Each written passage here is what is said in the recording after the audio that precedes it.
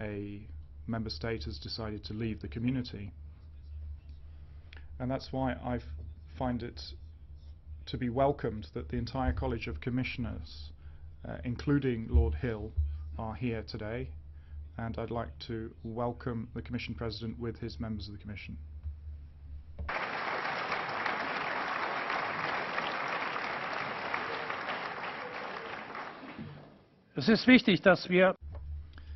It is important that here in the Parliament, in the location of European democracy, we turn to a topic that moves us very deeply. Because, ladies and gentlemen, in the contrary to the comments we hear from some decision makers, the decision has been taken in the UK, and it's a decision of the British people, but is one that affects all citizens of the European Union. Hence, it is obviously clear that the representatives of the European peoples today meet in this House to discuss this case. At the start of this debate, however, I'd like to say one thing. Over the course of 4 decades, many politicians, many officials indeed, from the United Kingdom have worked in the European Union's institutions. I know many of them, I've worked with many of them, and I've worked together with many of these people to construct our European construct. And I think that all those colleagues from the United Kingdom here in this House, and the many hundreds of women and men who work in committees and groups in the administration of this House, if they've been working on this joint project with us, if we say to them then that we regret the decision that the UK will leave us, but you, colleagues, you who've worked with us throughout these years, we are linked with you as we are linked with humanity.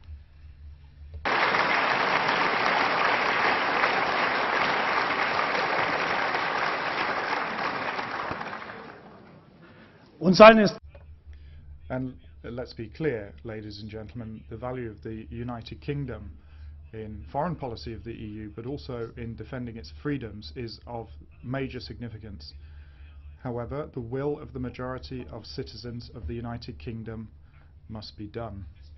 It has to be respected, and that's why we will be looking today intensively about the issue of Article 50 and its triggering.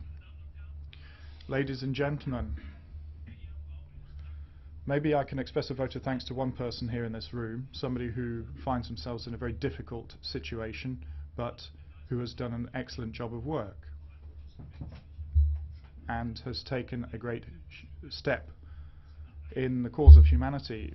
Lord Hill has decided to lay down his office of Commissioner as Commissioner of the United Kingdom, so this will be the last occasion that he'll be here with us. Lord Hill, you were involved in the campaign for the UK to remain in the EU, and on behalf of the European Parliament, but also for the work that you've done, I'd like to express our thanks to you.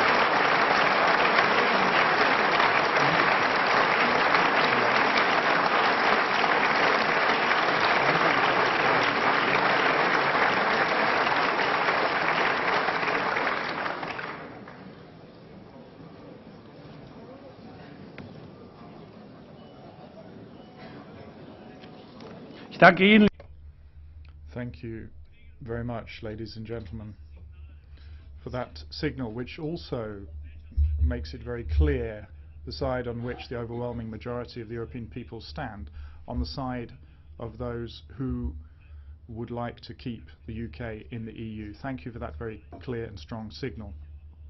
At the same time, however, the resignation of Lord Hill sends out another signal, a signal that the withdrawal procedure has begun.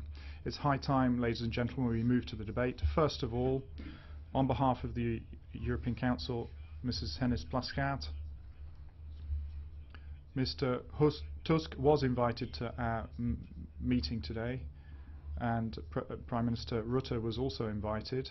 That doesn't reduce or degrade our respect for you, Ms. Hennis-Plasschaert, who is representing the Council. You have the floor, Madam.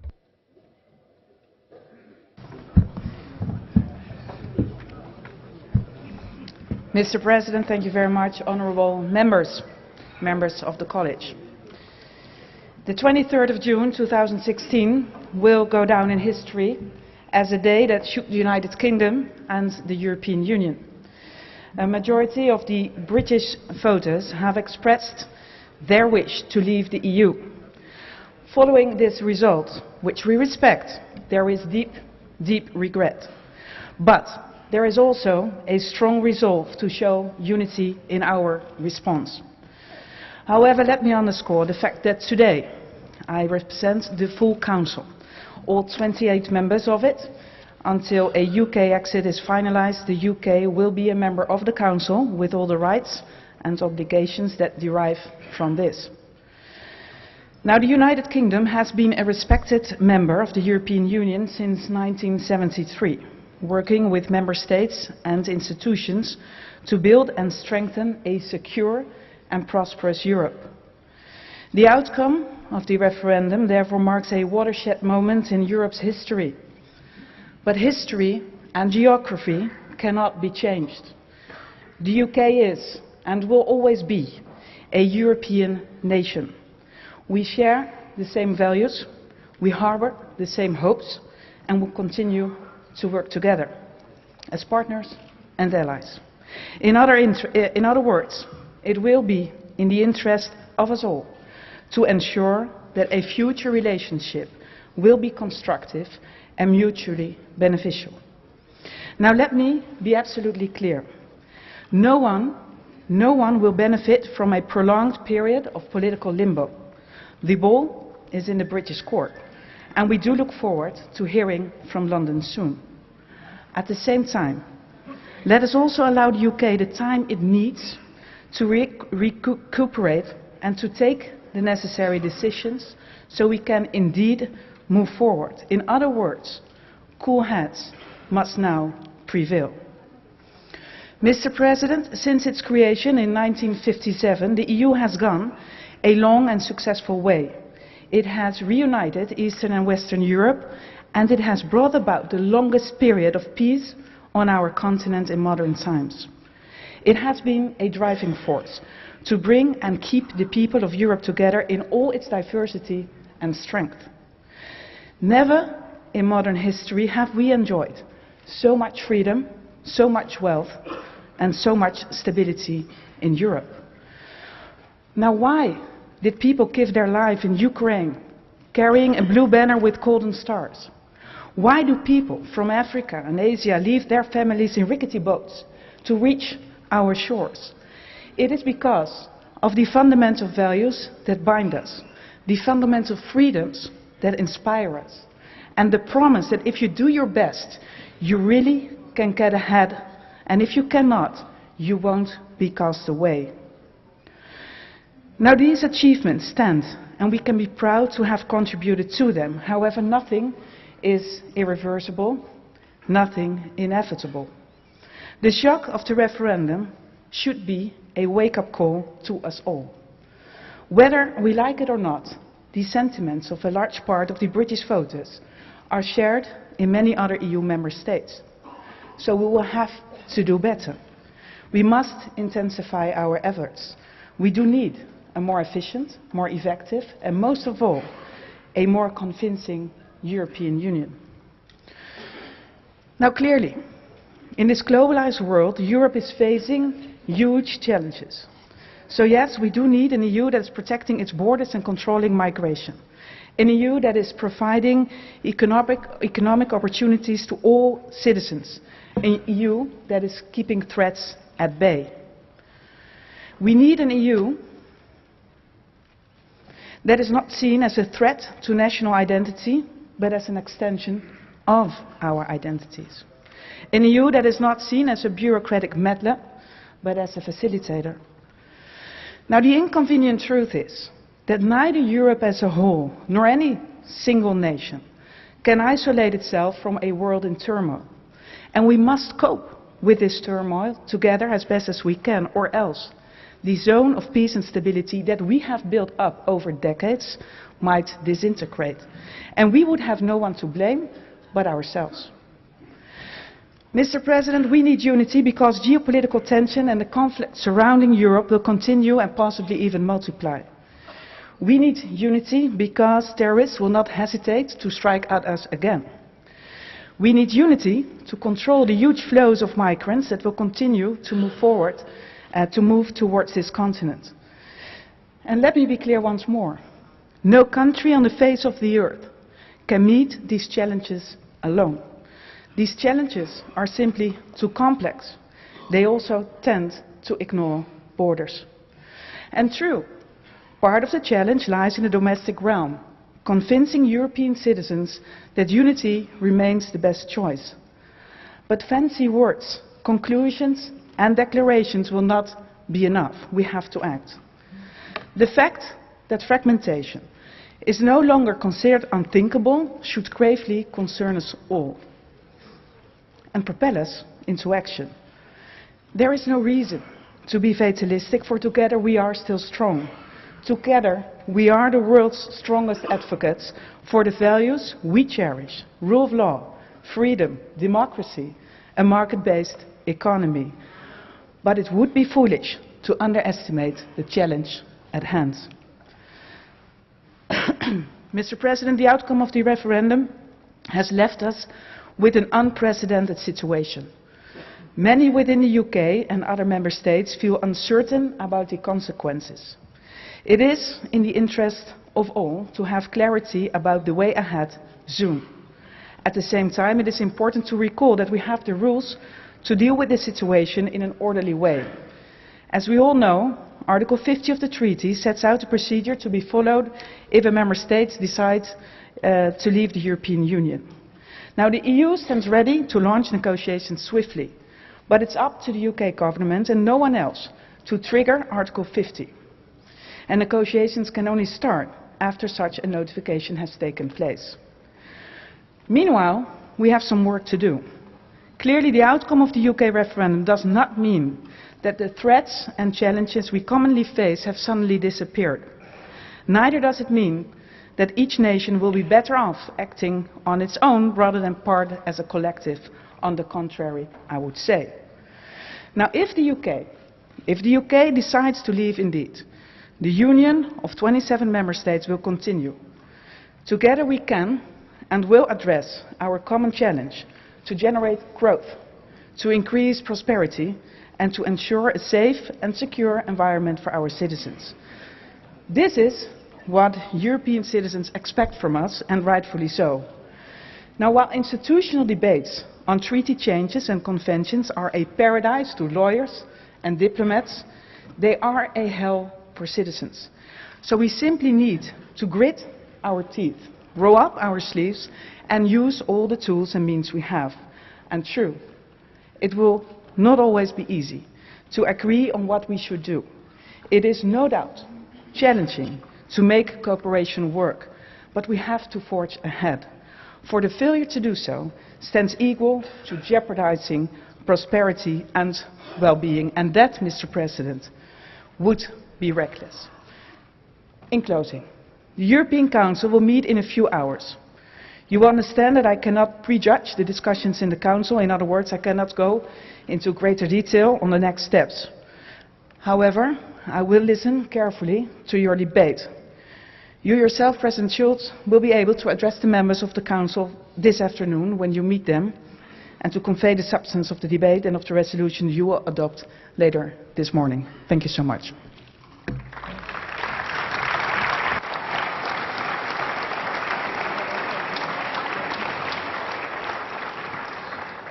Vielen Dank, Frau Rats.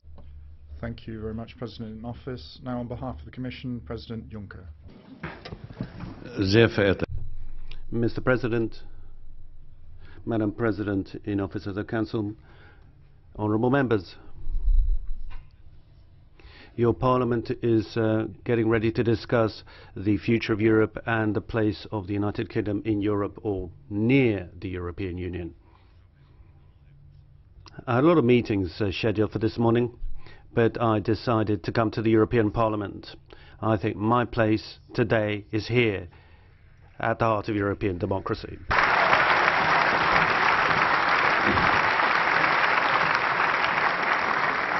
Nos amis. Our British friends have expressed their view by universal suffrage, and obviously the majority view of the British people demands respect. Democracy is democracy, and we must respect it. We must respect British democracy and the way it has voiced its view.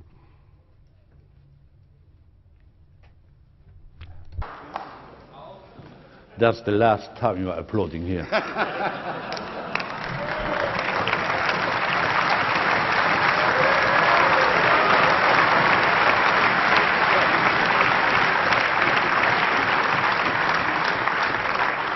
And to some extent, I'm really surprised that you are here. You were fighting for the exit. The British people voted in favor of the exit. Why are you here?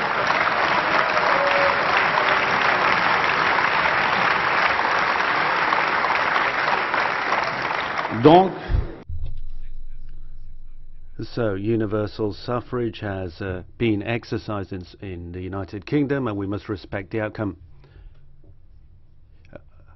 Now, I don't dare say I'm a friend of democracy, because it means I need to somehow prove it. But at the end of the day, what we've got to do is respect the will of the British people. Now, they've expressed their view. Now there have got to be consequences. Something has to happen. First of all, I would ask for some clarification. Not necessarily immediately, because the British system is far more complicated than we think. There's a vote, now there's hesitation. Lord Hill, my friend and brother, has drawn his consequence. He's a real Democrat.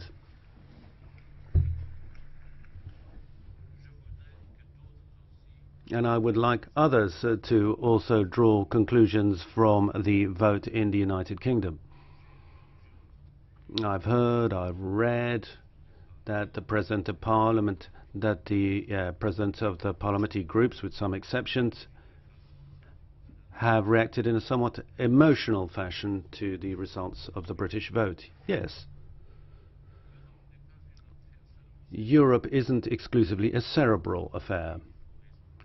Obviously, we've got to think, but equally, when you're sad, it's acceptable to be sad, and I am sad after this vote in the UK, and I'd make no secret of it.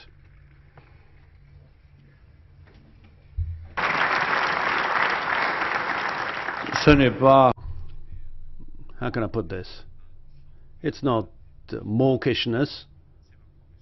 It's a professional conviction. I really would have liked the United Kingdom to remain by our side with us, but the decision was different, and we must, of course, draw the conclusions. I would call on the government of the United Kingdom, and I'll be speaking to the Prime Minister later this morning, who is still a friend, because despite the vote, the British remain our friends. In any event, I shall ask the Prime Minister to clarify the situation as soon as possible. We cannot be embroiled in lasting uncertainty. So if I say I'm sad, now, of course, emotions aren't too important in political life, but I'm saying sad because I'm not a robot. I am not a grey bureaucrat or technocrat.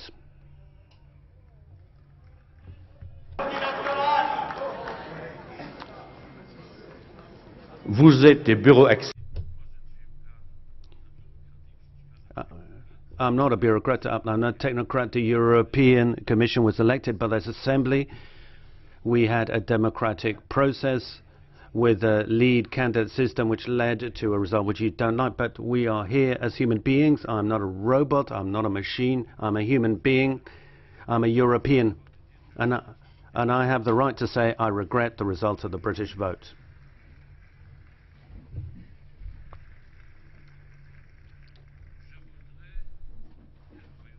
I would like the United Kingdom to clarify its position, not today or tomorrow at 9 a.m., but swiftly. We cannot allow ourselves a prolonged period of uncertainty. Contrary to others, I'm not a slave to the financial markets, but I do watch what they do.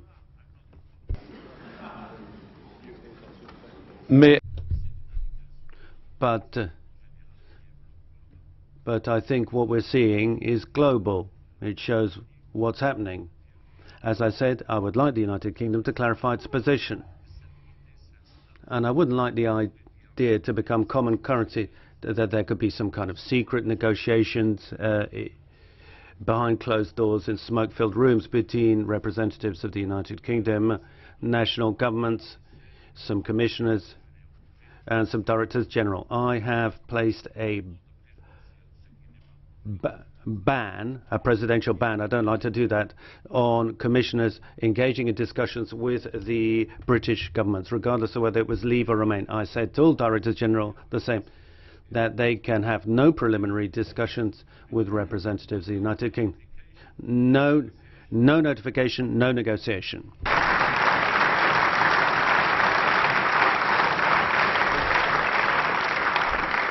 Nous avons perdu. We lost as a result of the British vote. We've lost something very important. There are the founding fathers that don't have any more rights than in other member states, of course. They launched the project, but they're not the only countries behind the project. The other countries, so-called new member states, are fully fledged member states. And once again, I welcome and celebrate the reunification of Europe. Welcome new member states, I say.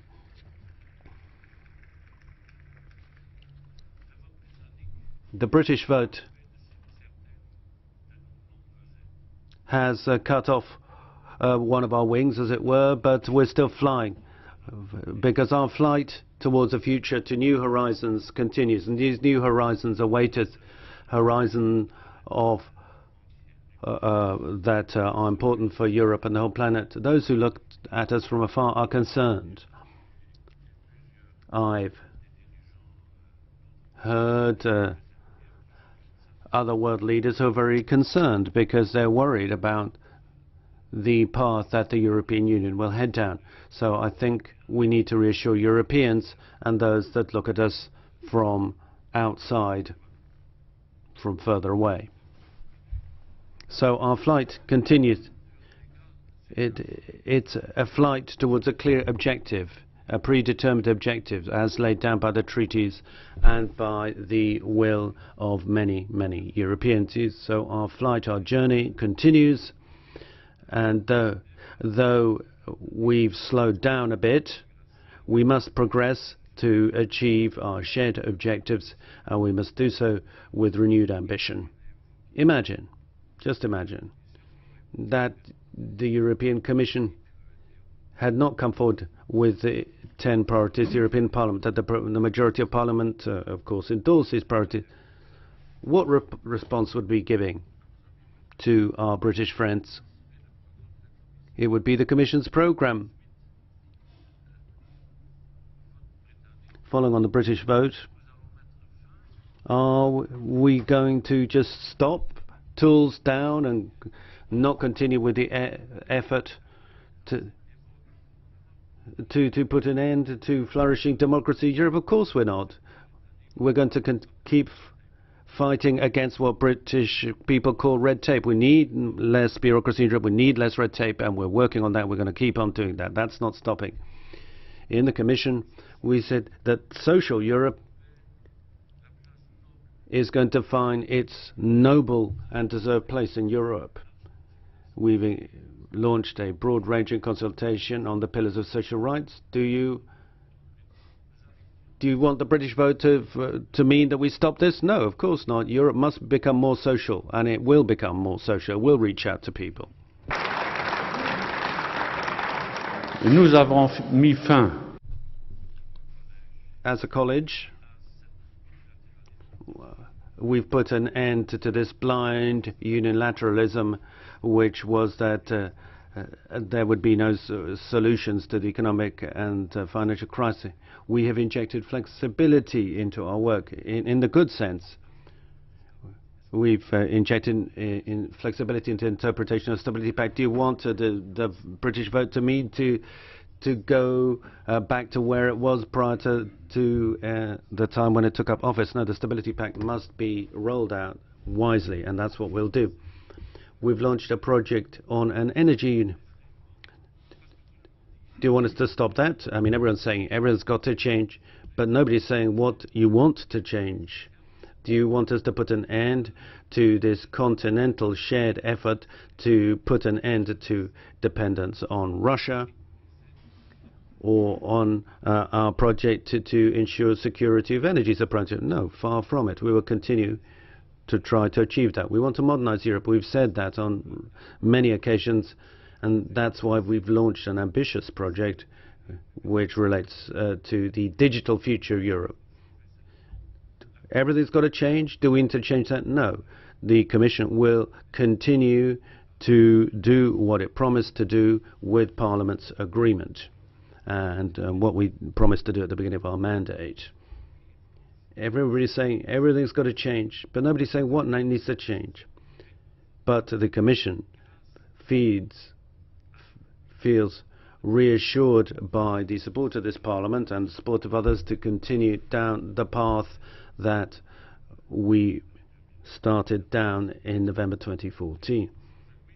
Everything's got to change, yes, but let's not change the essence, and the essence is that Europe is a project of peace and a project for the future. That's what I'm committed to, and I commit to this before you today. I'm not tired, I'm not sick, as newspapers write in Germany. Apparently doctors are becoming journalists nowadays. I am what I am. To my last breath, I will fight for Europe, for a united Europe.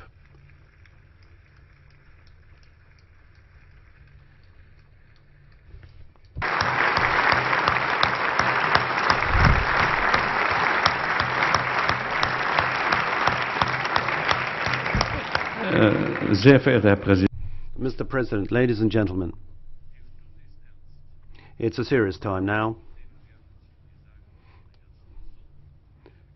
I am happy to hear people say, let's wait, let's take a serene approach. I'm actually a very serene person, and may surprise some of you, but I really don't like uncertainty. I would like our British friends to tell us what they want now so we can get on with it. On Friday morning, I met with President Tusk, President Schulz and President Rutte, and we agreed that our British friends should be requested to give us some clarity as soon as possible.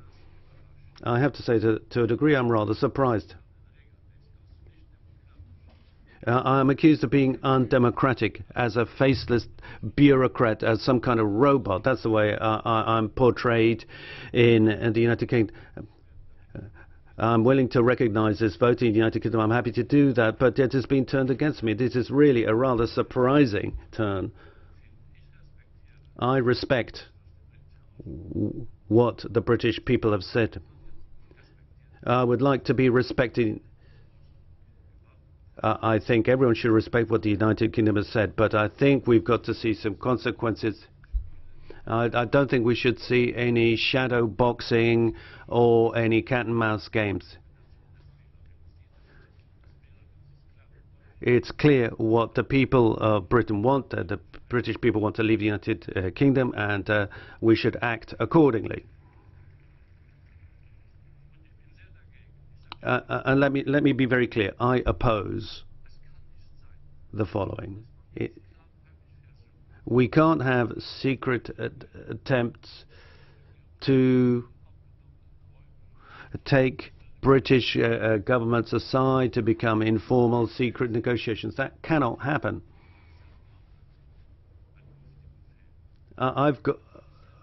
made a very clear command to all commissioners and commission staff. There can be no secret negotiation. No secret negotiations.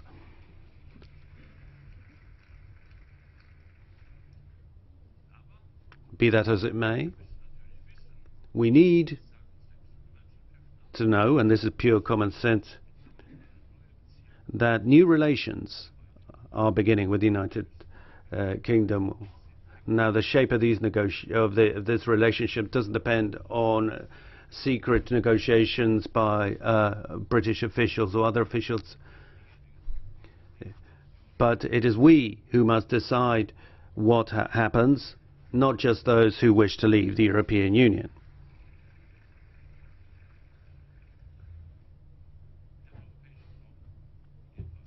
The European dream will continue, and we'll work on this. We'll work with determination, with resolve, with renewed energy,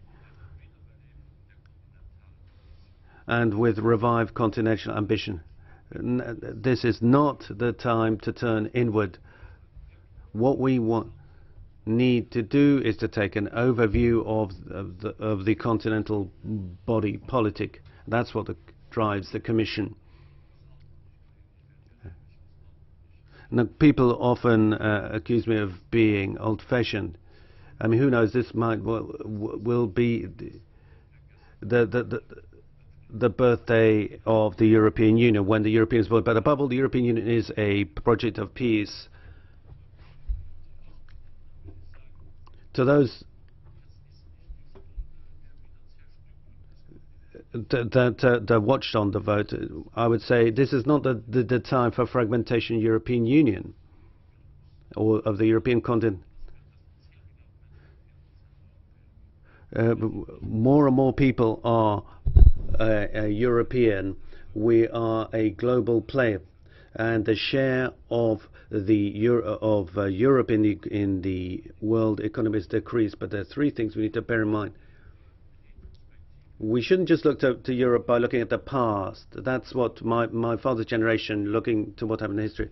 But that's not what's crucial for young people, the people who will make up our societies tomorrow. The people who are tomorrow's governors. The future belongs to the youth of Europe. Thank you very much.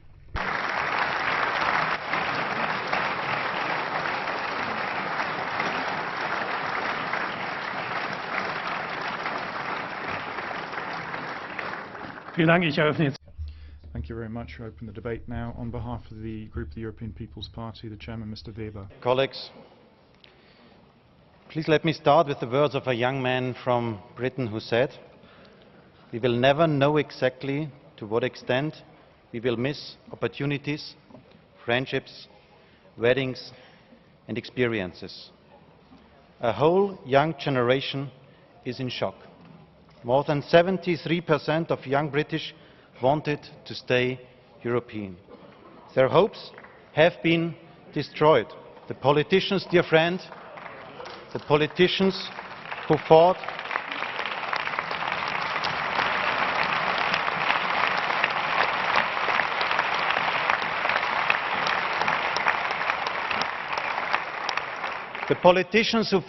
for the Brexit had the privilege to live in a Europe without walls, without nationalism. They are now erecting new walls. We say our message today is the young generation of the United Kingdom can continue to trust in their friends in Europe. We don't leave you on your own. Yes, it is a victory of the populists. The jubilation of the nationalists on both sides of the Channel show us Europe's future is now at a crossroad. The demagogues from left and from the right want to destroy Europe. And since Thursday, everybody in Europe must know what is at stake. Division or cooperation, walls or bridges, nationalism or Europe. And in one thing we must be clear. Today there is no EPP, no Liberals, no Socialists, no Greens. Today only one thing counts. We, the vast majority of this House, stand for the idea of a united, peaceful and tolerant Europe, And the populists should know this. We stand by this Europe today more than ever before.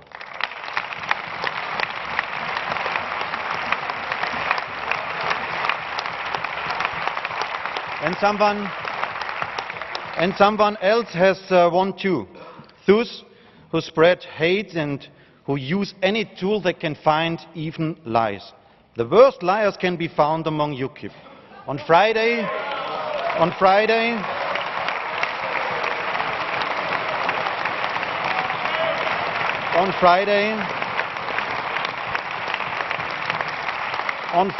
Nigel Farage said publicly that the promised £350 million a week would finally not go to the National Health Service.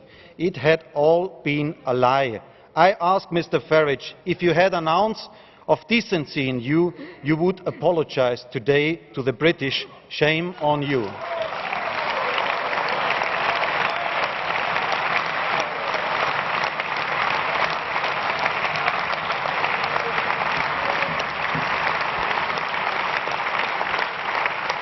And I admit, I have also made a mistake. I have kept silent. I haven't voiced my opinion. And for the future it's clear, times of appeasement are over. We have to stand up and fight for our European project, dear friends. Wenn wir heute, liebe Kolleginnen und Kollegen, Ladies and gentlemen, if we talk about a better Europe today, then it's not the technical aspects of reforming the treaty that I'm concerned about. In recent years, I respect David Cameron as a politician, but he has made his political career on the back of Europe.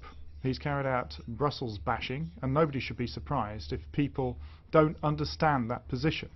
So, ladies and gentlemen, many national politicians react in a similar way, and I would say stop this simple populistic Brussels bashing and finally accept responsibility that is yours. Europa braucht Veränderung. Europe needs change. Nobody in this House will deny that, but we want to improve Europe. We don't want to destroy it. If we're going to destroy it, then there's only one alternative: the horrific face of nationalism. And people in Europe have to know that there is no second chance, there is no second-tier Europe. We need to have further results. We see that the UK has no leader, it is split. The Scottish are talking about a second referendum for independence. 4 million people are asking for a repeat of the referendum because of the lies. Johnson doesn't want to trigger Article 50 and has put forward no plan as to how they should make headway. The British pound has lost value. The summer holidays of Brits will be more expensive, and this doesn't just affect the UK. In the Netherlands on Friday, the pension fund lost 3% of its value. The Dutch pensioners are looking forward to further cuts in their pensions, and I think Mr. Farage and Mr. Wilders are at fault here. And at the side of Mr. Farage, you have Mr. Putin, who's extremely pleased about this result, and I think that says a great deal. Liebe Kolleginnen und Kollegen, ladies and gentlemen, the United Kingdom has harmed itself through this referendum. Everybody can see how the UK has slid into a crisis of government. It is damaging itself economically and may even fall apart. That is the result if you leave the European Union. And for us, all of us, we need to respect the result. And that's why we expect, as the President of the Commission said, that an Article 50 notification will be put forward and negotiations will start rapidly. This has to be done with transparency so that the European Parliament can have its say. We need to make sure that there is no long phase of instability, because that would be poisonous. We need a clear clinical phase now. The UK has a good deal of sovereignty in what it's done, so in the discussions maybe we can establish some rules of play with some examples. Anybody who wants to sell its services and goods in the European Union has to stick to the rules of the European single market. That applies to Switzerland, that applies to Norway, and in future that will apply for the UK. Secondly, The second example that I'd like to pick up on. Anybody who wants to take Polish craftsmen, Lithuanians and other Baltic nurses and hospital staff, if they are being refused access, then we cannot accept that, because we cannot have first and second class citizens. The UK has to understand that too. Ladies and gentlemen, I can't say today if the EPP will support any future withdrawal treaty. We will represent exclusively the 440 million EU citizens and no longer the interests of the City of London. For me, that means that cherry picking is over. Any crisis, party friends, ladies and gentlemen, any crisis constitutes an opportunity at one and the same time. Since 1989, people in Europe, in 27 referendums, have expressed a will to stay in the European Union. And here we have the UK referendum, but the overwhelming majority of the population of this continent want to tread the path to a future European Union together. And the answer that we can give is relatively straightforward. People expect of us politicians just one thing: do your job. Tomorrow, the heads of state and government will be meeting, and Brexit, I think, is really a clarion call for us to stand next to each other, shoulder to shoulder. If we want to deal with the serious issues, deal with terrorism, we should put aside our small differences, and if we want to fight for a future of our continent, then the people will support us and will help us towards the future. And last but not least, nationalism works against Europe. My homeland is Bavaria. I speak the dialect, I live the traditions. My nation is Germany. I fully support Germany in the European Football Championships. And my heart and my head lead me to be a convinced European, because this is my continent with all its diversity in culture, landscapes and values. And I will not be convinced by any nationalist here that that is a contradiction. I'm a Bavarian, I'm a German citizen, and I'm a convinced European. Thank you.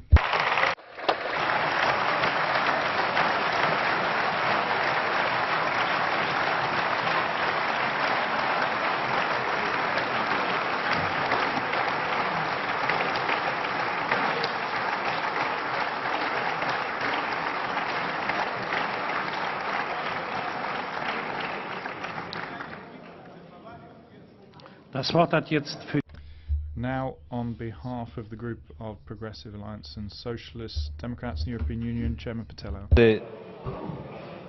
Thank you, President. As President Juncker has said, the Brexit won, and we have to accept the outcome of the vote. Respect for the majority is there, but my heart goes out to the British people who had the courage to cast a vote for Europe, and in particular young British people who chose for the future. We are with them, we are with you. We are the Europe of Erasmus, we are the Europe of culture, we are the Europe which has financed the best research and innovation projects in the British Isles. We are the Europe of dialogue and interfaith dialogue as well. We are the Europe of peace, which is the principal virtue which is central to the hearts of young people in the in Britain and in the world. There are all of these emotional, sentimental links binding the United Kingdom to Europe. For historical reasons, Britain remains part of Europe. It's not just a treaty, it's an ideal. And until such time as Britain has left the European Union, this institution remains the home and of all the British. history will say who was to blame for this disaster. There were those who've told lies to the British people, and the proof is there for all to see the day after. The voters in the United Kingdom were made promises. They were being promised leaving exit from the European Union, but they have basically left a battlefield full of ruins, a constitutional crisis with Scotland, political chaos with the rest of the country, the collapse of the pound, real damage to the real economy. And now, having destroyed the country, there are those who also want to destroy the European Union and paralysing the institutions. And we cannot become the hostage to the ins and outs of internal party politics in the United Kingdom. And the European forces which sit in this House will know how to have a common front to prevent any such development, because we want to change and salvage the European Union. The British authorities must notify as soon as possible the desire to leave, and the European Commission must initiate the negotiations after the notification of exit. But let me invite you to think even more deeply. Colleagues, the result of the referendum is not just the fruit of Cameron's Russian roulette. It's because of a deep upswell. Globalization has caused winners and losers.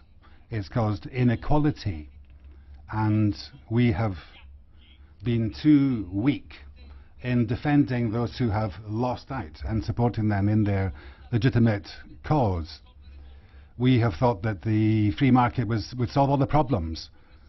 It would bring progressive developments, and the public purse would be able to create wealth and distribute wealth in a spirit of equality. The world of finance has been overweening, and democracy, politics, the institution have been subordinated to them. And we in the European institutions have worked on banking union, but much remains to be done to reaffirm the power of democracy, because often that has been kept under a bushel and it's been subordinated to the financial elites. We have a continent which is riven, which is divided, which is split. We have hatred and desperation which could take everything in their wake. And Europe must answer those questions. The first answer is one which Jean-Claude Juncker was talking about, and it has to do with justice. And when I talk about justice, I'm talking about people, human beings.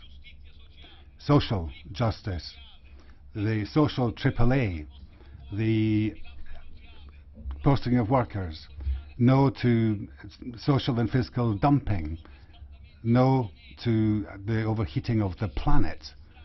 We must pursue down this route, otherwise we're going to have a war between poor people. We have talked about flexibility in the Stability and Growth Pact, President Juncker. We've got to do more than that.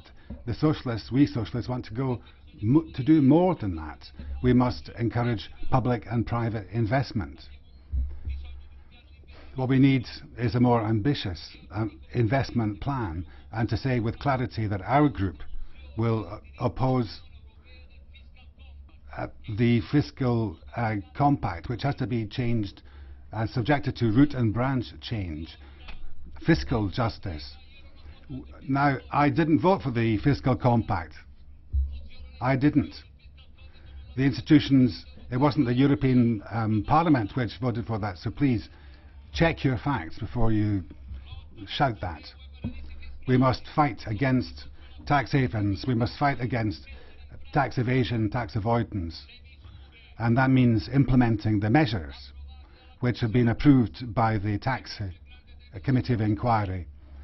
And then democracy. Citizens must count, And we are proposing that for the next European elections, there should be direct elections for the President of the Commission to be a kind of mayor of the European Union, so that we have a kind of premiership of the European Union, together with national parties and European parties. That would mean creating a real political arena, a real political space in Europe. And we need the courage to do just that. We were elected. Citizens believe in Europe. And we must fight with every last fibre, every last sinew, with all of our passion, in order not to let them down, people who sent us here and whose support we are strong in. Thank you very much. Thank you. Colleagues, I now invite Mr. Kamall, leader of the ECR group, to take the floor. Thank you. The British people have spoken, and they have voted to leave the European Union. And whatever our personal views, we should now all respect the democratic will of the British people and work together and move on. I know there is surprise, shock and lots of emotion on both sides of the Channel, and there will be many attempts to replay both the referendum campaign and history. Only in the last few days I've heard people say, what if British politicians had been more honest with the British people about the political dimension of the EU and the dream of the United States of Europe? What if the EU had offered more in negotiations with the British people? But that is all now in the past. Now politicians in the UK and the EU both need to look to the future. And both sides of the Channel, we need to pause and start thinking about our negotiating strategies. Let us think carefully in the short term about the best relationship for us both in the long term. As Presidency said, cool heads must prevail. Across Europe there is disagreement amongst leaders about what the EU should be seeking in its future relationships with the UK. Some are saying let's go slowly, others are saying let's punish Britain, others are saying oh we have a plan, we have an association agreement ready. And just in the, as in the EU there are differences in the UK. When to trigger Article 50, whether to look for an EU-UK trade deal, whether to look for an EEA deal or some other scenario. The EU needs to be clear and the UK needs to prepare its own plan. And in the meantime, the treaties are clear and they must be respected. So both the UK and the EU negotiators need to give the market certainty over the timetable for negotiations. Prepare your negotiating positions ready for when Article 50 is triggered. And look for a deal that is as much as possible mutually beneficial to both the EU and the UK. It is not the speed at which negotiations are completed, but the deal that we get at the end which is more important. Let me also say on a personal note, for centuries Britain has welcomed people from all over the world. When many European countries were mired in dictatorship and fascism, we are an open country. And today I hope all British politicians can unite in stating that Britain will remain an open, tolerant and global nation. Regardless of how we now proceed, Britain and the EU will continue to be close partners for years to come. So now is not the time to replay the past. Now is the time to look to the future, to ensure that as we roll up our sleeves and begin negotiations, we in Britain become good neighbours and are no longer reluctant tenants.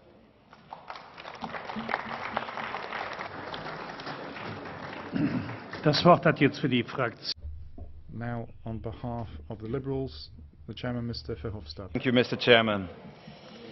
I would in fact like to start by saying to the British people that it is always hard to accept a decision that you disagree with.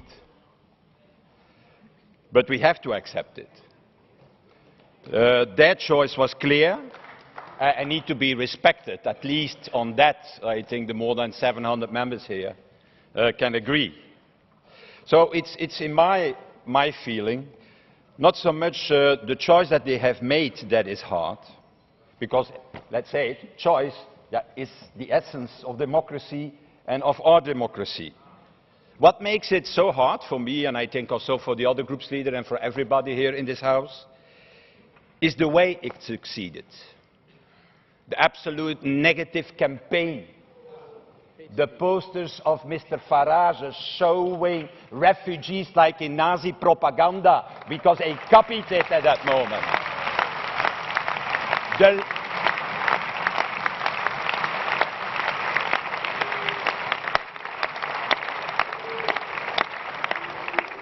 I never thought it was possible that somebody in this House should do a thing like that. The lies also on migration. The lies on, oh, Turkey will join the Union next week. Or the lies on the £315 million that should return immediately to the National Health Service and now don't go back to the National Health Service. It's that climate of fear that has been created, of negativism that has been created. That is the most shocking thing of what happened in Britain, not the choice of the people, because the choice of the people is democracy. And today, yeah, we see the outcome of it, a multi-billion loss in stock market value, a dramatic drop of the pound. Yeah, it goes down when you speak, Mr. Farage, wait a little bit. Standard & Poor's has downgraded the British currency, and every time Mr. Boris Johnson speaks, the more the British currency slips. So the Brexiteers, and they also here in the House, and Mr. Kamall will tell us, yeah, but it's only a temporary setback. It's only a little glitch. I don't know. I hope for us all it's only a glitch. But what I do know is that we need the fastest as possible to end this uncertainty as soon as possible. That is needed now. And the worst thing that can happen is to continue this uncertainty. Only the immediate evocation, I think, of the procedure for a clean separation as foreseen in the treaty can end what I call the toxic climate that has been created since Thursday of last week. A toxic climate that is bad for business, bad for investment, bad, Mr. Farage, for all hard-working, ordinary, decent people. And triggering the so-called Article 50 is not a punishment. What we are talking about for those who voted to leave, it's quite the opposite, I should say. It is respecting their choice if we do so. But it is an act against the bickering of the Tory leadership for the moment, and against the selfishness of one man who is ready to do everything, even to sacrifice the voice of 70 million British citizens and the interest of 60 million other citizens to become Prime Minister of the UK, or should I say, Prime Minister of the dual kingdom of England and Wales for the moment. So we both, and I say to those, the British representatives, our colleagues here, we both, Brits and Europeans, cannot afford to be stuck in limbo. Let's be honest. Mr. Kamall said, yeah, we need to negotiate, we have to prepare ourselves. Prepare ourselves? Prepare ourselves? The Leave camp is adrift for the moment. Lost. Rudderless. Mr. Kamall is voting for a Leave, and his colleague from the Polish delegation asked for a new referendum in Britain. Is that the certainty we need? So we, colleagues, the 27 other members of the European Union, should not wait for a disorientated Tory party to get its act together. We should now move forward with courage and with conviction, united also towards a new horizon, because there is a new horizon, a new future for our old continent.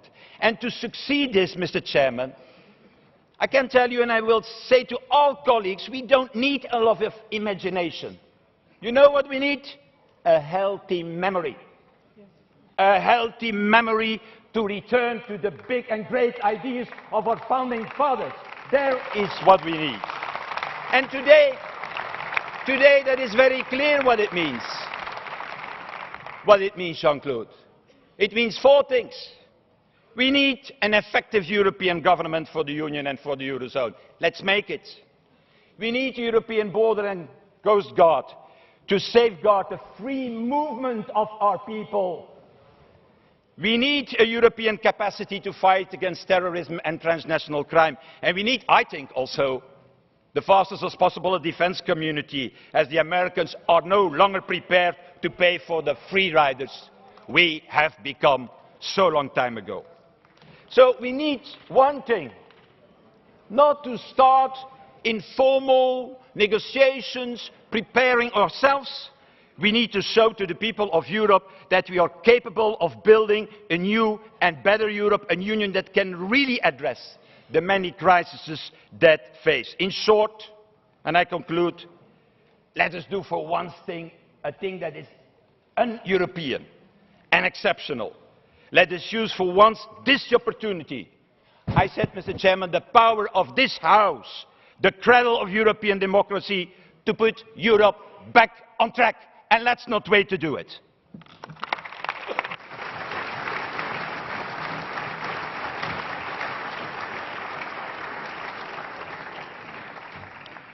Für die Fraktion der On behalf of the European United Left, their chairman, Ms. Zimmer. I'm in favour of referendum, very much so, but I'm also in favour of referendums to be organised and prepared responsibly. Referendums are a very important democratic instrument. So the referendum in the UK is more than a vote, and certainly it's something that we should be respected, but it is wrong to believe that the British have decided and now they've got to see what happens.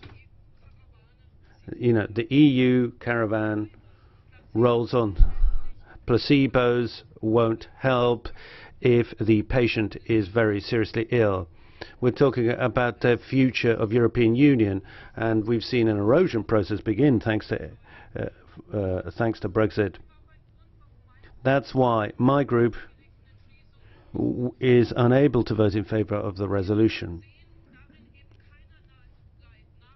We're not seeing any real self-criticism, any thoughtfulness there.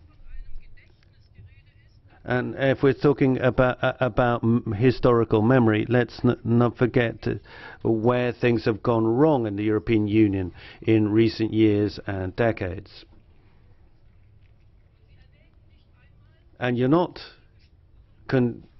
taking account of the impact of the way Greece, Italy, France and other countries have been treated. That's left a deep, searing mark on the memories of many citizens. There's a deep financial and economic crisis that also has imprinted itself on the consciousnesses of European citizens. Interference in the sovereign actions of national parliaments, governments, and indeed interfering with constitutions. That's, of course, come to the fore. It's no accident that many of the Brexit advocates are people concerned about social security, about pensions, about jobs. The EU, through its austerity policies, has not shown that it is concerned about people and protecting them from the impact of globalization crisis. So I have to ask, how blind are the members of Council if they think that last February's promises to Cameron are going to work? Social cuts is what was the talk. Is that going to get people to vote in favour of the European Union? People who already feel socially excluded, was that going to attract those voters? The EU institutions, and that includes the European Parliament, have increasingly allowed Margaret Thatcher's position to come to the fore. There is no thing as society. That seems to have become predominant in EU politics. The community method, austerity policies, all driven in particular by Ms. Merkel, is quite as destructive as the inability of the unit's member states to work together on the basis of solidarity and on the basis of international agreements on refugees. They're not doing anything on that basis to address the refugee crisis. And this, of course, has led to very serious fears among population, and these have been turned on the EU. And let me say one thing to all of you. If had won the resistance to the elite and had done things like call for equal pay for equal work in the same place of work, if we'd done that, if we promoted that, we'd have addressed some of the concerns people feel, fear about the losing their wages or fear of migrants or the like. Mr. Farage, regardless of what impressions you may generate, your campaign have never gone beyond what is really a little and petty campaign. The economic elite in London got behind you. They were in favor of your conception and even more neoliberalism. You remain what you have always been, and your name will go down in the history books describing you as you are. Remembrance of your campaign will be the way you fanned fear for migrants and for foreigners. We don't want any punishment of the UK because of the decision, but we want clarity. There can be no negotiations until the UK government has notified its exit. That's why we want to get rid of this notion of immediately, nonetheless. We also need to respect the will of the people in Scotland and Northern Ireland.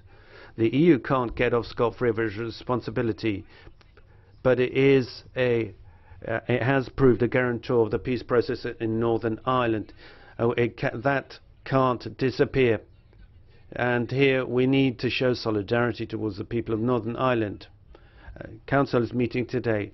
They're of course going to be focusing on procedures. We demand that the European Parliament be involved in negotiations right from the very outset, not just informed about the decision after the fact when there's a treaty. And we want the European Parliament right from the very outset must be involved about further issues pertaining to the future of the European Union. We can't have more backroom deals, and I think the first step would be ensure that this community method is no longer replaced by the intergovernmental. It's terribly destructive. Thank you. Für die Fraktion der On behalf of the Greens, I give the floor to Mr. Lamberts. Il y a des moments. Ladies and gentlemen, there are times when politics has to be suspended, and that gives us an opportunity to make a choice. The day after the end of the Second World War, there was a choice that could be made, whether to continue or break with the principle of national indivisible sovereignty.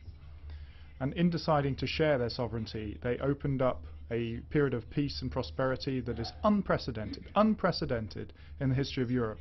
And today, in the wake of the British referendum, there's a possibility to push forward on a new project. But let's not be surprised. Between Denmark and Ireland, all the way down to Greece, there is a lot of suspicion vis-à-vis the European construct. So it's high time that we come up with a response to that. And once again, there is an opportunity that opens up in front of us. We have a choice to make, and the survival of the European Union is dependent on us. There are three options we have. First of all, the one that we heard last week by the European Union, United Kingdom, turning back in on themselves, supported by Mr. Wilders, Ms.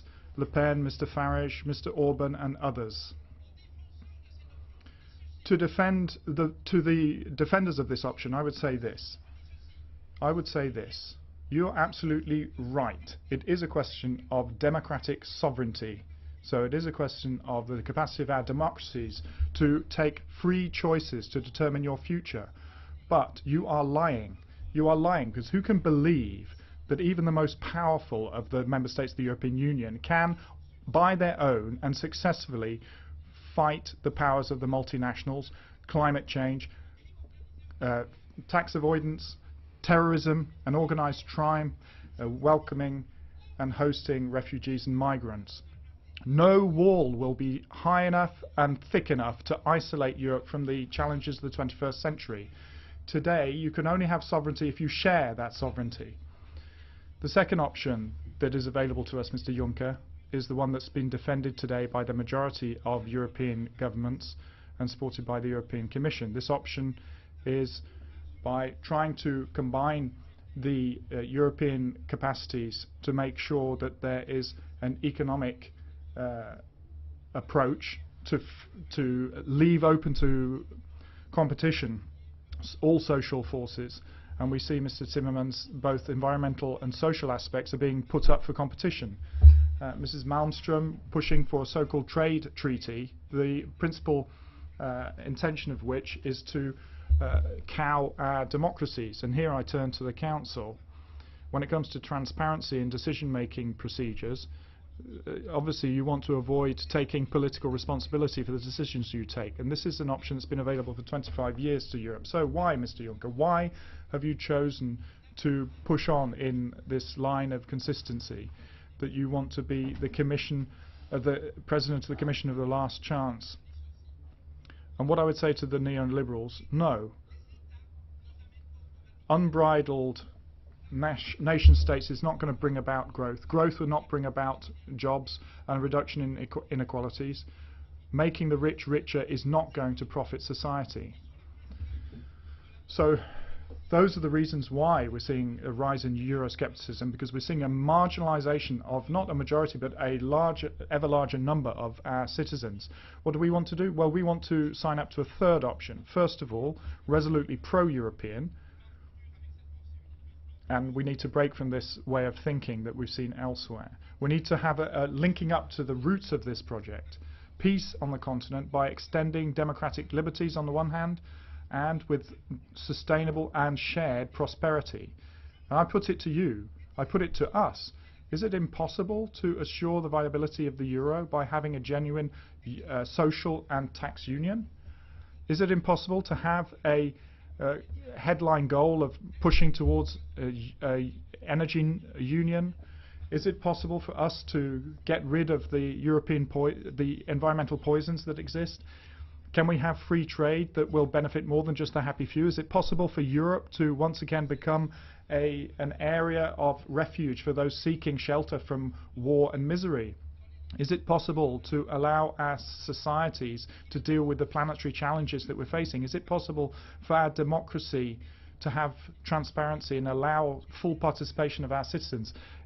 In summary, is it possible to allow human dignity of all human beings here and there, today and in the future, to remain at the heart of politics? Our answer is yes, all of that is possible, with the proviso that you want it to happen. And the European Union can be the instrument of this policy. It can garner the support of our citizens, but the time is ticking. If we ignore the signal sent out by the UK referendum, we need to beware. We need to make this a European project. Ladies and gentlemen, Europe has known the worst situations, not just to hope for better, but to construct the best possible world. Thank you.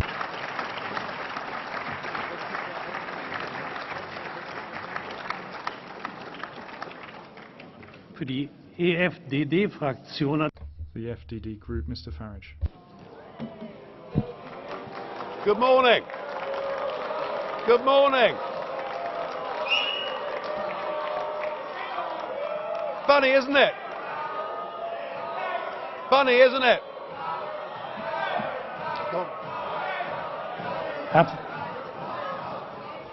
Thank you very much for that very warm welcome. How things have changed. Just a second, Mr. Farage. Ladies and gentlemen, one major quality of democracy is that you listen to those even if you don't share their opinion. Well, thank you, Mr. Schulz. Isn't it funny? You know, when I came here 17 years ago, and I said that I wanted to lead a campaign to get Britain to leave the European Union, you all laughed at me. Well, I have to say, you're not laughing now, are you? And the reason you're so upset, the reason you're so angry, has been perfectly clear from all the angry exchanges this morning. You, as a political project, are in denial. You're in denial that your currency is failing. You're in denial. Well, just look at the Mediterranean. No. As a policy to impose poverty on Greece and the rest of the Mediterranean, you've done very well.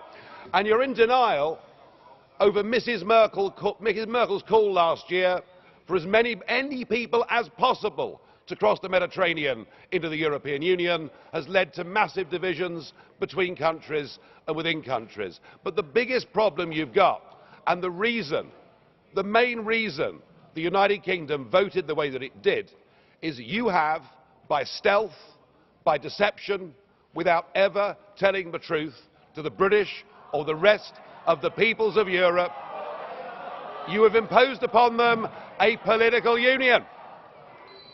You've imposed upon them a political union. And when the people in 2005 in the Netherlands and France voted against that political union, when they rejected the Constitution, you simply ignored them and brought the Lisbon Treaty in through the back door. What happened last Thursday was a remarkable result. It was indeed a seismic result, not just for British politics, for European politics, but perhaps even for global politics too, because what the little people did, what the ordinary people did, what the people who have been oppressed over the last few years and seen their living standards go down, they rejected the multinationals, they rejected the merchant banks, they rejected big politics, and they said, actually, we want our country back, we want our fishing waters back, we want our borders back, we want to be an independent, self-governing, normal nation, and that is what we have done, and that is what must happen. And in doing so, we now offer a beacon of hope to Democrats across the rest of the European continent. I'll make one prediction this morning. The United Kingdom will not be the last member state to leave the European Union. So the question is, what do we do next? Now, it is up to the British government to invoke Article 50. And I have to say that I don't think we should spend too long in doing it. I totally agree, Mr. Juncker, that the British people have voted. We need to make sure that it happens. But what I would like to see is a grown-up and sensible attitude to how we negotiate a different relationship. Now I know that virtually none of you have ever done a proper job in your lives, or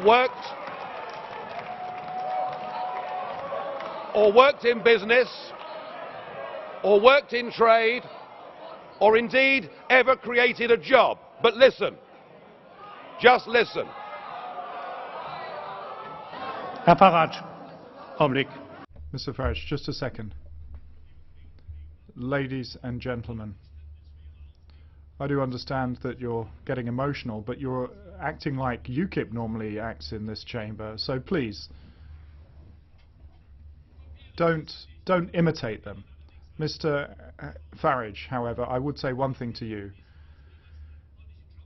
The fact that you're claiming nobody has done a decent job in their life, you can't really say that. I'm sorry. No, you're quite right, Mr. Schulz. UKIP used to protest against the establishment, and now the establishment protests against UKIP. So something has happened here. Let us listen to some simple, pragmatic economics. We, between us, between your countries and my country, we do an enormous amount of business in goods and services. That trade is mutually beneficial to both of us. That trade matters. If you were to decide to cut off your noses, to spite your faces, and to reject any idea of a sensible trade deal, the consequences would be far worse for you than it would be for us. And even no deal is better for the United Kingdom than the current rotten deal that we've got. But if we were to move to a position where tariffs were reintroduced on products like motor cars, then hundreds of thousands of German workers would risk losing their jobs. So why don't we just be pragmatic, sensible, grown-up, realistic, and let's cut between us a sensible tariff-free deal, and thereafter recognise that the United Kingdom will be your friend, that we will trade with you, we will cooperate with you, we will be your best friends in the world. But do that, do it sensibly, and allow us to go off and pursue our global ambitions and future. Thank you.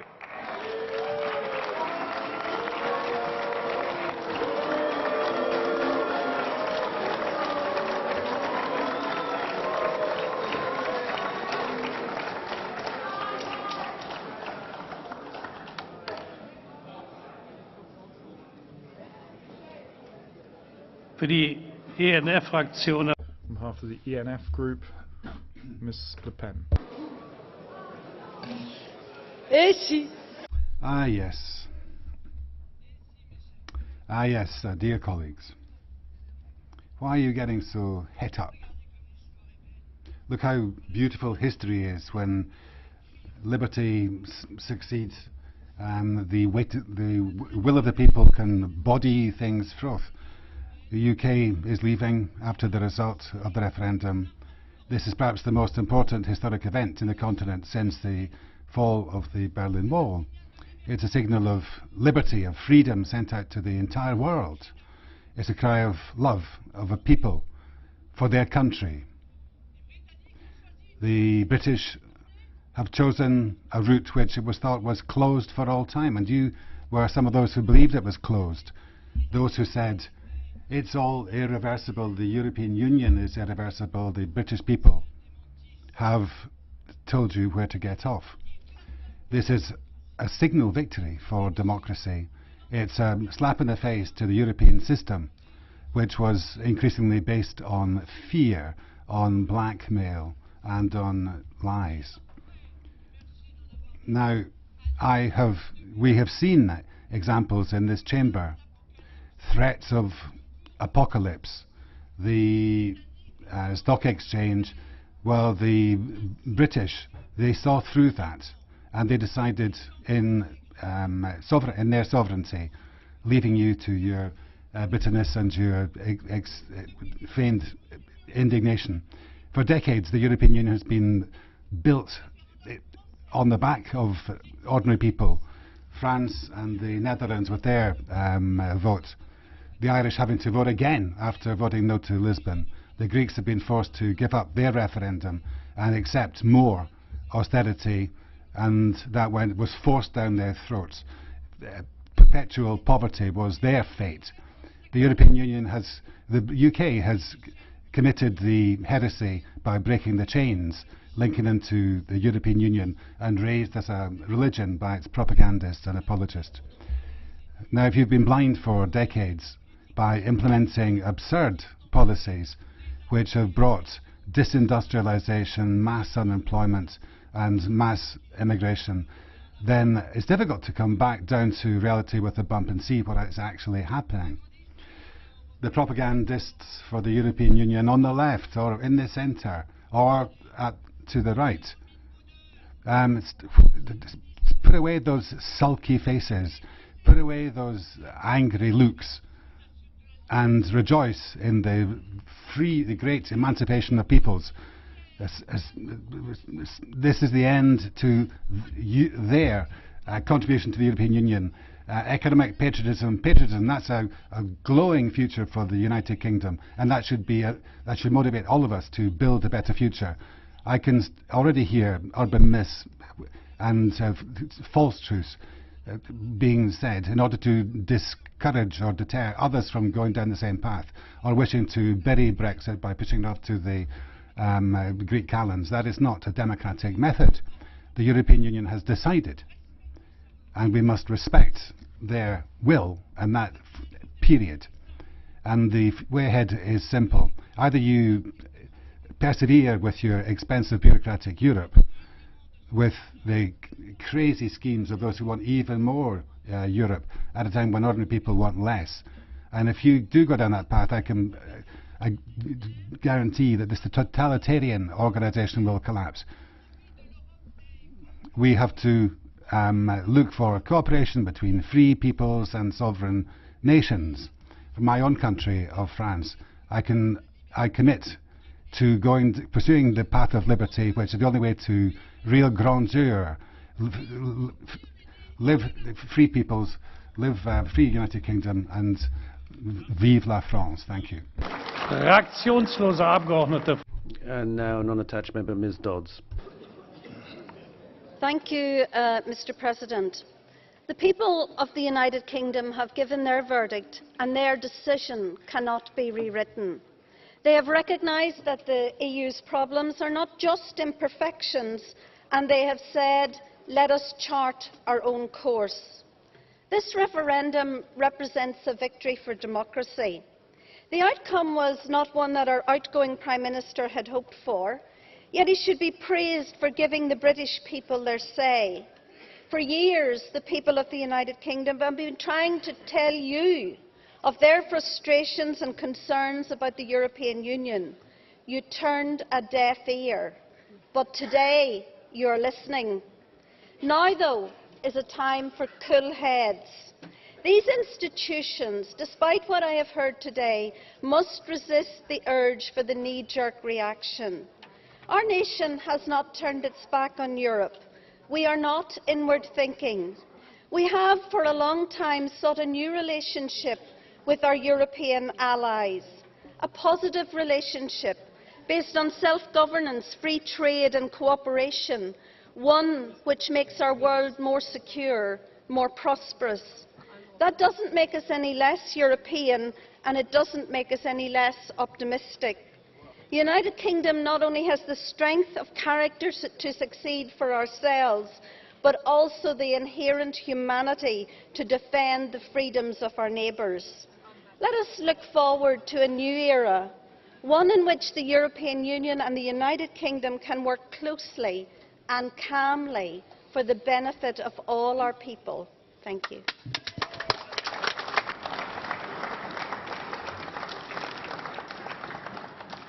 Liebe Kolleginnen und Kollegen, ich werde ab jetzt die Rede.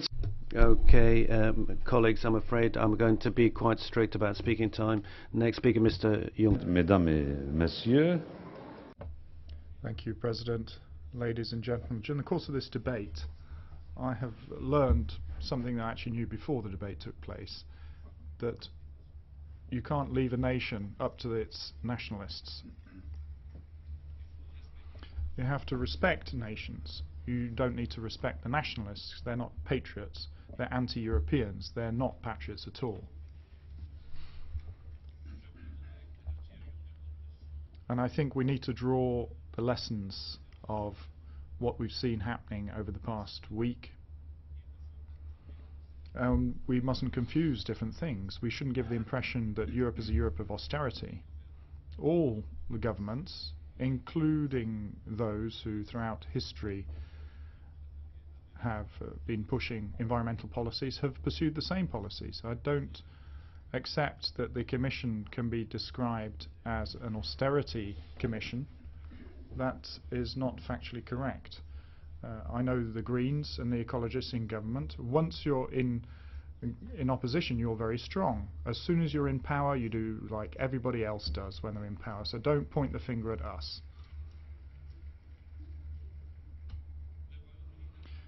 The UK didn't vote on austerity policies. It didn't vote on the insufficient protection of external borders. The UK is not a member state of the Euro, so the Euro policies don't apply to the UK.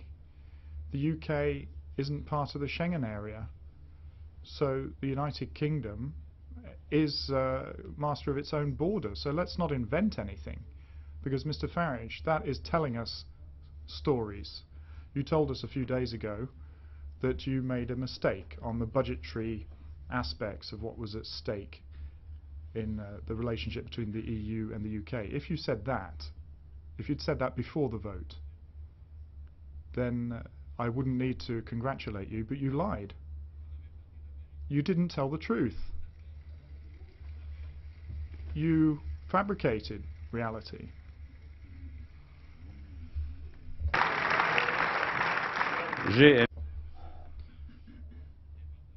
I enjoy debating with you, sparring with you, Mr. Farage. I think we share a similar sense of humour. You used to have a sense of humour. I still do, I think. But I find it regrettable that this is going to be the last occasion that we'll be able to debate because you won't be coming back. Thanks very much. On behalf of the Council, Mrs. Hennis-Plasschaert. Mr. President, let me repeat. We have no choice but to respect the outcome of this referendum. A referendum that should serve as a wake-up call to all of us. At this point in time, the answer is not necessarily more or less Europe. It is about a better Europe. It's about a convincing Europe. The Union of 27 will continue if the UK decides to leave. But it is clear that we'll have to act. Our Union can only exist if it is supported by the millions and millions of citizens it is supposed to serve and to protect. And that support cannot be taken for granted, so we need to work day and night to earn it. As I just said, the outcome of the UK referendum does not mean that the threats and challenges we commonly face have suddenly disappeared. Neither does it mean that each nation will be better off acting on its own rather than as part of a collective. On the contrary. In fact, geopolitical developments underscore the need for unity. No country on the face of the earth can meet all the threats and challenges alone. To this end, Council and Parliament will have to work constructively in tackling the big issues that European citizens require the EU to act upon. And as the new reality of 27 member states EU looms, this should not divert us from concentrating on what the EU can do to meet today's main challenges, such as ensuring the security of our citizens, deal with migration and refugee flows, boost the European economy by creating jobs for European citizens. So let us make sure that we maintain our friendship in a world that is rapidly becoming rougher and more complex. We cannot afford to be driven apart. We share global interests. So let us rediscover the simple notion that in this world our interests are converging rather than diverging. If anyone is fatigued by continued cooperation, let this be your wake-up call. Mr. President, as always, Council stands ready to work with Parliament. Thank you. Thank you very much, Mrs. Hennis-Plasschaert. Now we have a series of speakers. First of all, Ms. Dodds, a non-attached member. Ms. Dodds. Thank you, Mr. President. I have listened very carefully to the tone of this debate, and I do accept that emotions are running high this morning. But at times, it has reinforced all the stereotypes that the British people fear about Europe and which they voted against on the 23rd of June. Threats, bullying and hectoring will not work with the British people. What we need to do now is accept the result of the referendum and build a relationship that is mutually beneficial to all our people, a relationship which respects our decisions but which helps us build prosperous economies, protect fundamental rights and secure peace in a world that is becoming increasingly dangerous. Thank you. Thank you very much. Mr. Juncker. Mr. President, I have to apologise to Parliament. I must leave you. Mr. Timmermans will be happy to stay here. The British PM, British Prime Minister, as I'm respecting the British democracy, I have to go. Thank you, Mr. Juncker.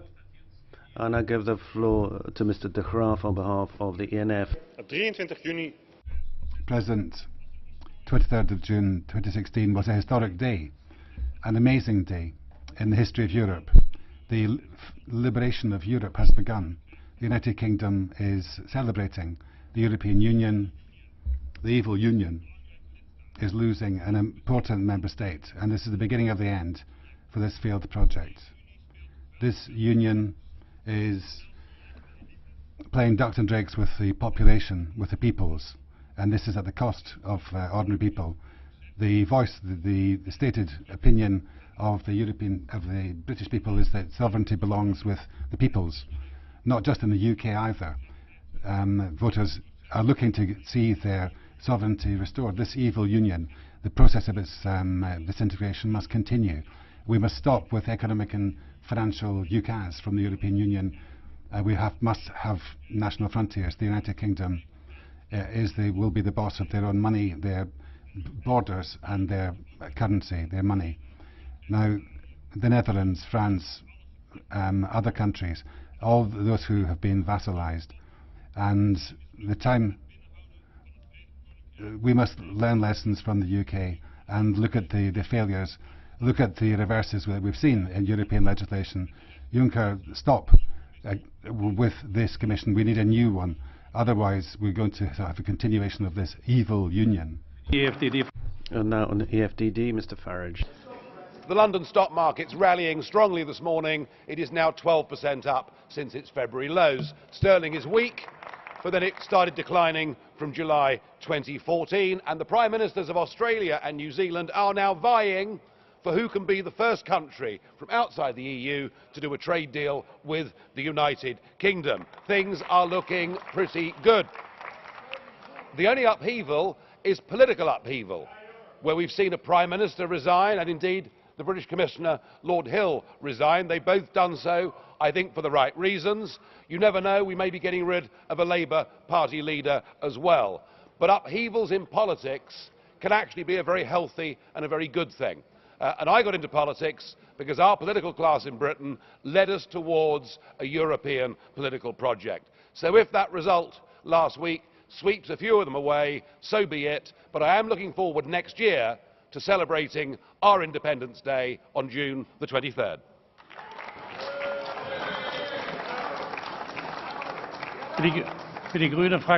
On behalf of the Green Party, I give the floor to Mr. Alan Smith.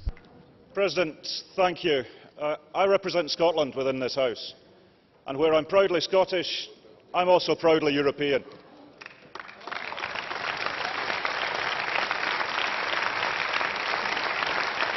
I want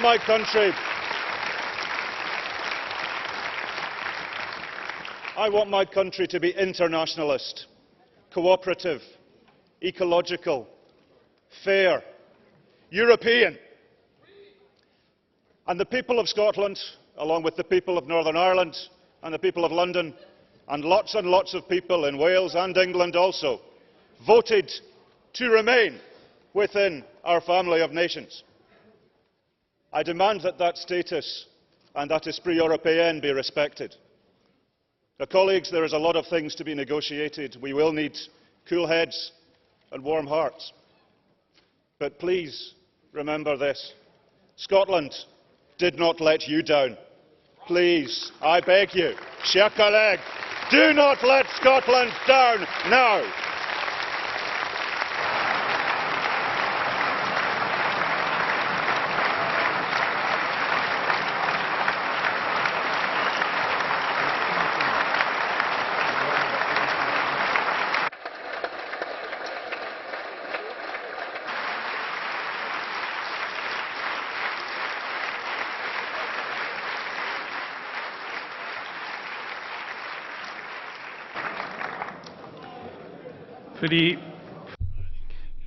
Thank you. On behalf of the European United Left, Ms Anderson. Thank you. MEPs like Diane Dodds and Marine Le Pen would say that we in the north of Ireland are bound by a UK vote. We say we are not. And like the previous MEP, Mr Smith, we asked you to respect our vote. We stand by the vote of the people of the north of Ireland, just like Scotland, which voted Remain. We accept, we respect, we respect, and we will defend the wishes of the people of the north of Ireland. However, if English votes drag us out of the EU, that would be like Britannia waives the rules. There was a democratic vote. We voted to remain. I tell you that the last thing that the people of Ireland need is an EU border with 27 member states stuck right in the middle of it. You and the EU, you have supported our peace process, and I asked you to continue to do that. Sinn Féin, we went and we worked for a strong Remain vote on the basis of another Europe, a more social Europe, a more democratic Europe. And clearly I say to the Commission and to the Council, you are not listening. You fail to realise the depth of opposition among the ordinary people to their anti-democratic practices and anti-social policies. These social policies, policies and practices must change if the EU is to survive. You have to listen to that. But I asked you to please respect the vote of the people in the north of Ireland. Vielen Dank, Frau Anderson. Die Message ist angekommen. Vielen Dank. Thank you, Ms. Anderson. Message received. Für die liberale Fraktion on behalf of the Liberal Group, I give the floor to Mr. Verhofstadt. Very short, Mr. President. By the end of this debate, I want to make an appeal to the members present here to send now a strong message to the European Council and to the European citizens. And the best way we can do that is to vote massively the resolution we have prepared for this session.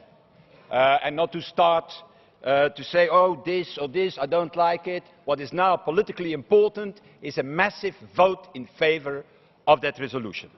And my last thing will be to Mr. Farage, saying that I'm shocked, Mr. Farage. You are presenting yourself here as a defender of the little man, the hard worker, while you have an offshore financial construction. I don't think that all citizens have offshore financial constructions in Britain. But okay, let's be positive.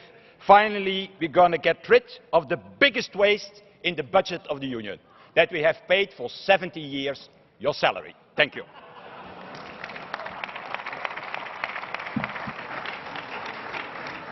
Für die ECR-Fraktion. And now for the ECR, Mr. Legutko. Szanowni Państwo, President, ladies and gentlemen, I must say I'm slightly disappointed by this debate. Something very bad has happened. I'm talking about Brexit. It's bad, it's dangerous, but not to the UK, because the UK will do quite well outside of the EU. Don't despair over the poor British. Something bad and dangerous happened to the EU. This is the worst thing that has ever happened in the history of European integration. But what are you doing? You are recreating the whole regular spectacle that we have seen here day in, day out. The same words, the same faces, the same insults, maybe with a more emotional charge this time. Well, I think we have to reflect now. Our leaders have done something very bad. The Commission, what do you want to do to correct this mistake? The majority in this Parliament, what are you going to do? Because you're playing the same tune. It's the nationalists, it's the chauvinists who are to blame. This means you haven't really understood what a reality is these days. Whatever happens in Europe, you play the same tune. I want to know, what now? Because, you know, the picture is not rosy at all. Apparently, a human person is the only living organism who can learn from his or her mistakes. But I wonder if the same applies to our leaders in Europe now. Thank you. Für die Sozialdemokratische Fraktion. For the Socialist Democrats, Mr. Patel. Thank you, President. Just one point to Mr. Farage. I can't whistle, but if I did, I certainly wouldn't have allowed myself to do that to colleagues or anyone. But I must just say one thing. You've not done the best by your country, and history will demonstrate that. Sadly, that will be the lesson of history. And this is no time for polemics. This is no time for polemics or for making hay. This is an historic event. We have to be clear. We need clarification. We need clarity. Did we get clarity from the Brexit side? Difficult to see why all of a sudden there is no clarity. Surely history means that you've got to draw conclusions, notify. And we must not be at the mercy of internecine struggles within the Tory party. Are we going to be, is the Tory party going to wave the dog? We need to recognise that 52% voted for Brexit. Brexit is what they wanted. And now it is clear that there are those who want to exploit that vote to destroy it. And we're in good company here. We are there with the Christian Democrats, the Liberals, the Greens, all those who want to change and save and salvage Europe. And we want there to be immediate action. We want the European Council to recognise, to listen to what we are saying. But we're also looking towards the future. In the short, medium and longer term, we need a convention open to the citizens, because we must work with them, not just the Brussels elite. We need guidelines for a process of stronger political integration, which has a minister of the Treasury, which has got a bigger budget. We need a common security and defence policy so we can fight crime. We need a European FBI.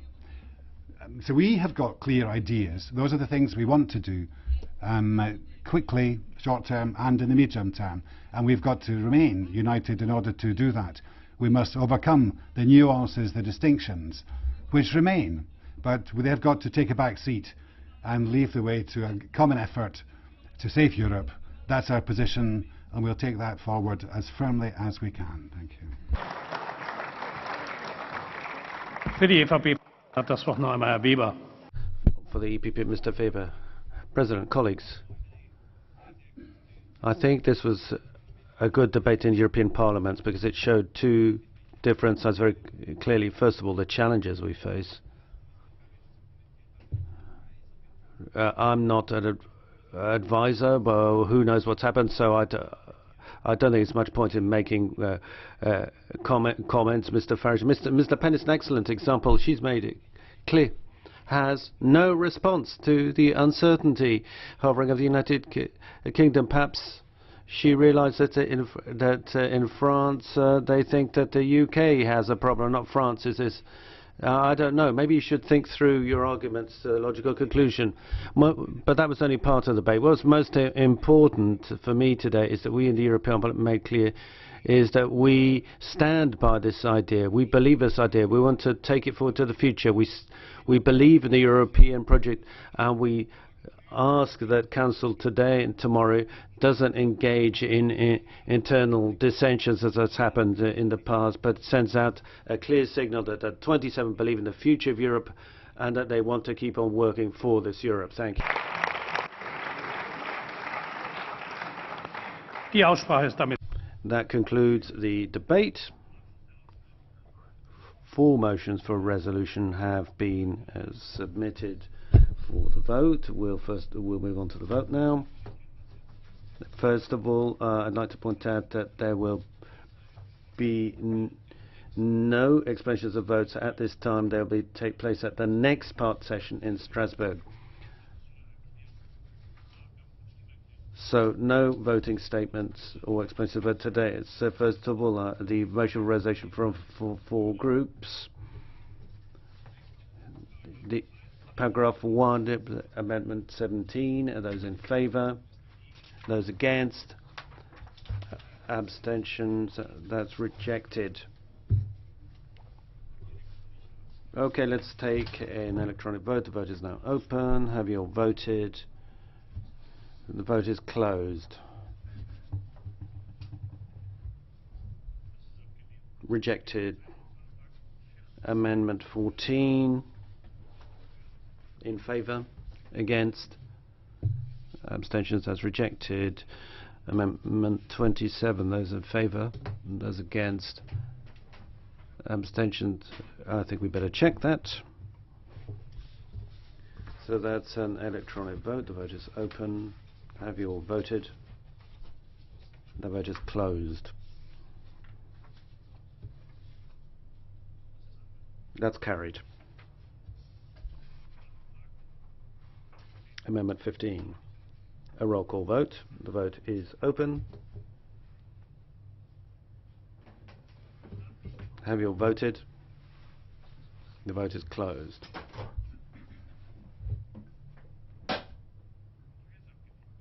Rejected. Paragraph 2 now. Amendment 4. Roll call vote. The vote is open. Have you all voted? The vote is closed. This is rejected. Amendment 28, 2 parts. First part, those in favour. Those against. Abstentions, that is rejected. Part 2, those in favour. Those against. Abstentions, that is also rejected. Amendment 18, those in favour. Those against. Abstentions, I think we better check that. The vote is now open. Have you all voted? The vote is closed.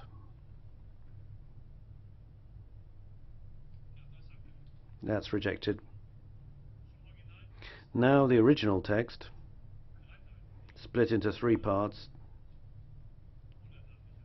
The first 2 aren't a roll call vote. So part 1, those in favour, those against, abstentions, that's carried. Part 2, those in favour, those against, abstentions, that's carried.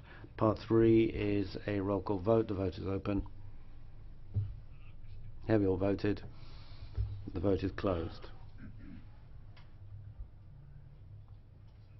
Carried. On to paragraph 3, amendment 19. Those in favour, those against, abstentions, that's carried.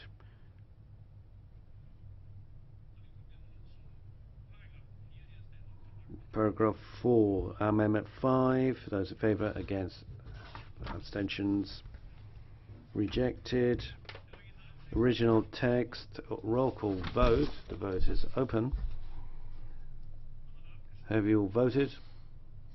The vote is closed. Carried. Paragraph 5, amendment 6. Those in favour, against, abstentions, that is rejected. Amendment 30. Those in favour, those against, abstentions, that's rejected. Amendment 20. Those in favour, those against, abstentions, that's carried.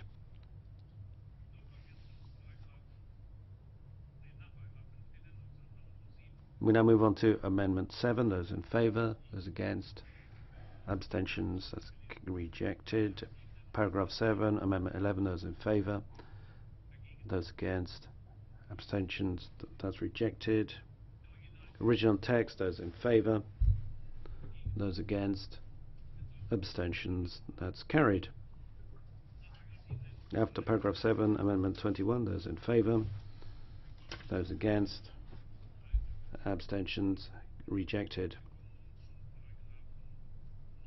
Paragraph 9, we have amendment 8. Those in favour, those against, abstentions, rejected.